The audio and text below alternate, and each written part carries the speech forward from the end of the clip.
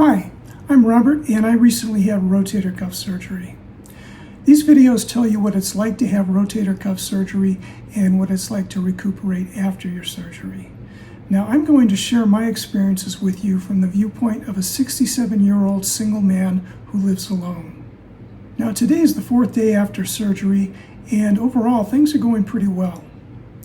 My pain level is very minimal. I would say that on a scale of 1 to 10, with 10 being the worst pain, I'm really at about a 1, maybe between a 1 and a 2. I've stopped taking the opioids, but I am alternating between Tylenol and ibuprofen every 3 hours, and I think that is helping to keep down the pain.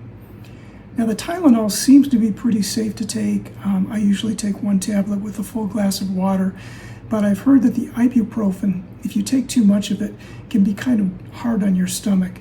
And so since I'm not having very much trouble with the pain, I think that in the next day or two, I'm going to start to gently wean myself off of the Tylenol and the ibuprofen and see what effect that has on me. I'm still sleeping pretty well in my bed. I am not sleeping in the recliner other than maybe for an occasional nap. I've been sleeping on my back in bed. I found that, of course, I can't roll over on the arm that has the sling on it, and it just isn't comfortable to take and roll over on my right side either.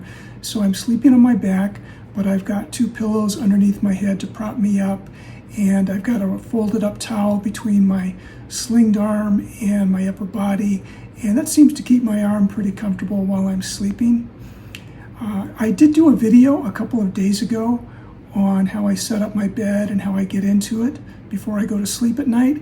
And so if you're wondering about how you can sleep comfortably in bed, you may want to go back and take a look at that video. As far as my diet is concerned, I had a protein smoothie for lunch, and tonight I'm going to have some chicken and steamed broccoli. I'm still eating pretty light, but it agrees with my stomach, and I'm starting to become more regular now, so I'm going to stick to this light diet for the time being. Now, if you like these videos, I hope you'll give them a thumbs up. That'll help other people who have had rotator cuff surgery find them. Now, I walked a mile earlier today, and I think what I'm going to start doing is I'm going to get a small pillowcase, and I'm going to fold it up, and I'm going to lay that in the bottom of my sling.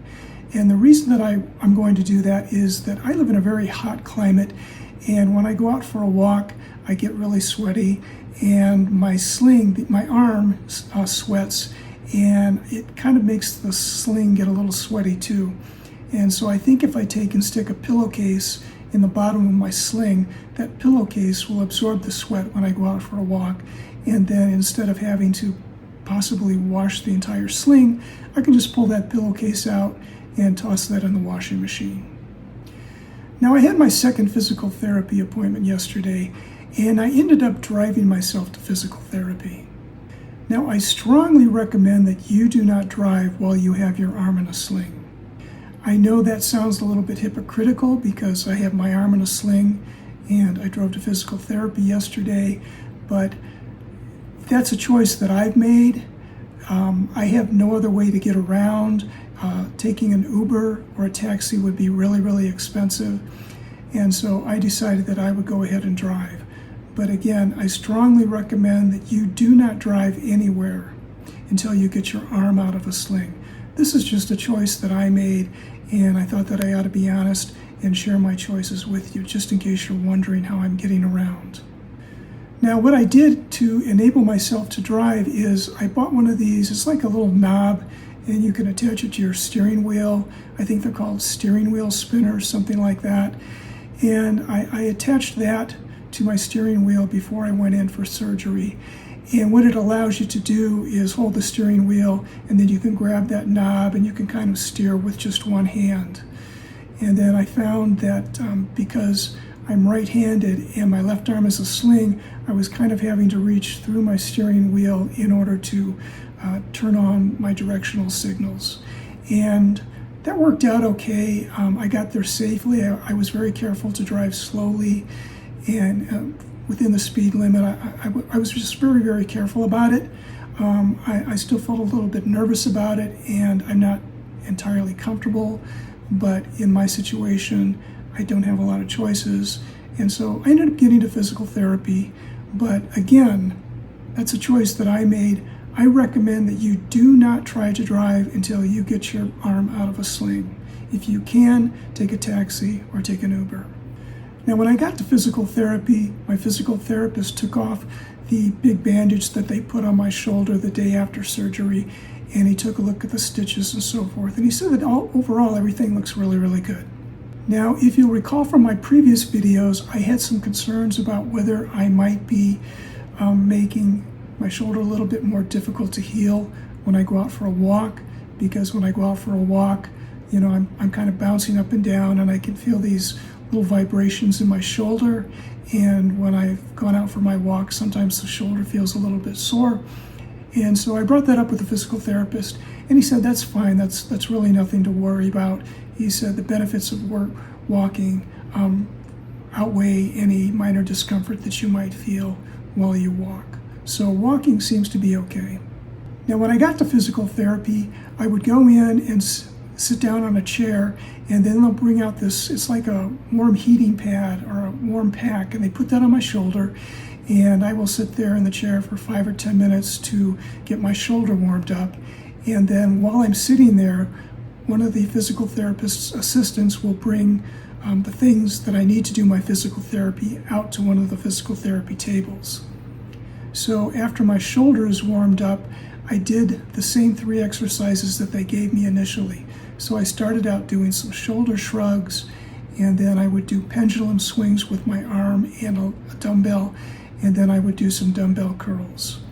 But they gave me dumbbells that were like 1 pound heavier than they told me to use the very first time.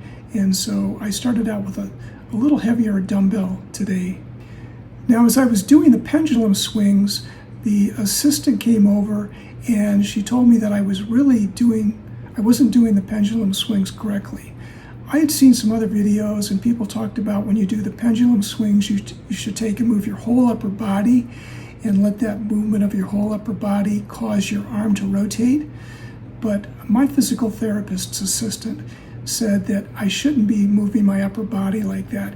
Instead, she advised me to do the pendulum swings by initiating the swing from my shoulder rather than my upper body.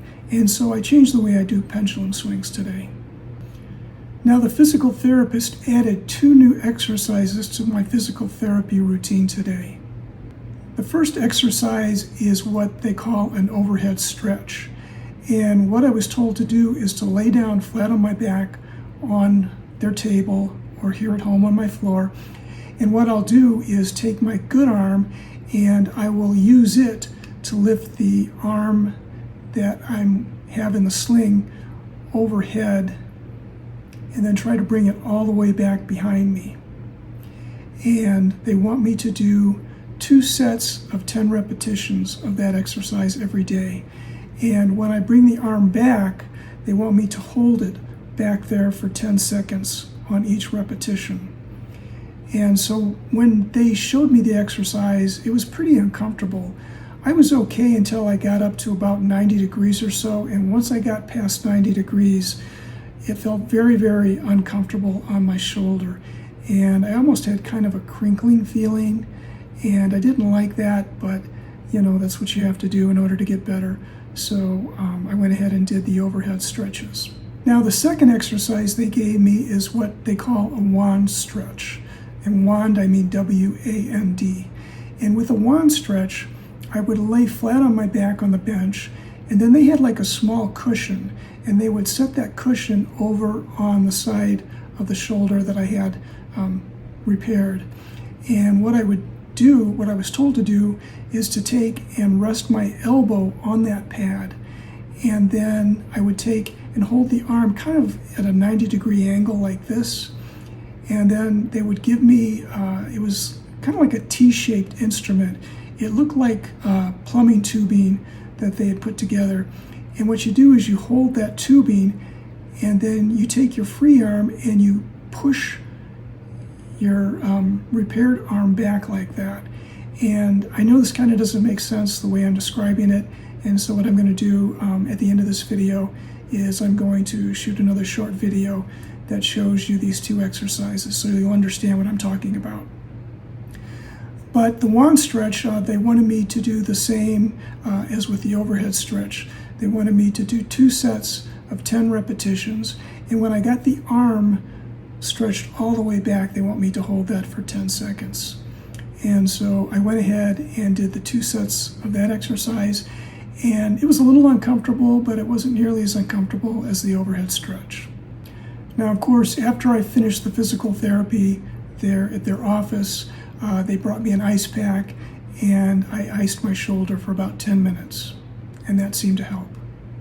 Now, I am continuing to take my arm out of the sling when I'm at home for maybe 15 or 20 minutes in the morning and another 15 or 20 minutes in the afternoon. I really feel like that's helping a lot. I'm very careful not to move the arm independently using my shoulder muscles or anything, but it does feel good to get my arm out of that sling for a few minutes, and so I am continuing to do that. Now, as I've said in my previous videos, I've created 2 lists that you may want to take a look at.